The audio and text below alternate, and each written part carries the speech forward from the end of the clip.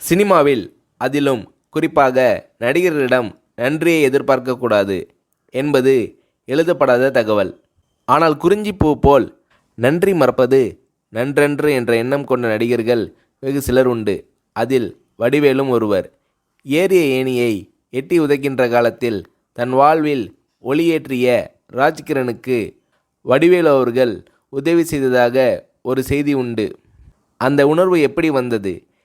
இதை பற்றி வடிவேலு அவர்களை ஒரு முறை சொன்னபோது, எப்படின்னு சொல்கிறது கஷ்டம்ன, ராஜகிரண் சார் இல்லைனா நான் இல்லை, இந்த புகழ் வசதி வாய்ப்பு எதுவுமே இல்லை, அவர்தான் கை தூக்கி விட்டு சோறு போட்டார், எனக்கு அவர் கடவுள் மாதிரி, அப்பேற்பட்ட மனுஷனுக்கு கஷ்டம் வந்தால் பார்த்துக்கிட்டு சும்மா இருக்க முடியாதுண்ணே, அதனால் என்னால் முடிஞ்ச உதவியை செஞ்சேன், அதை உதவின்னு சொல்கிறதே பெரிய வார்த்தைண்ணே, நன்றி கடன்னு தான் சொல்லணும், இன்னும் கூட தீர்க்க முடியாத நன்றி கடன் அது என்று உருகுகிறார் வடிவேலு.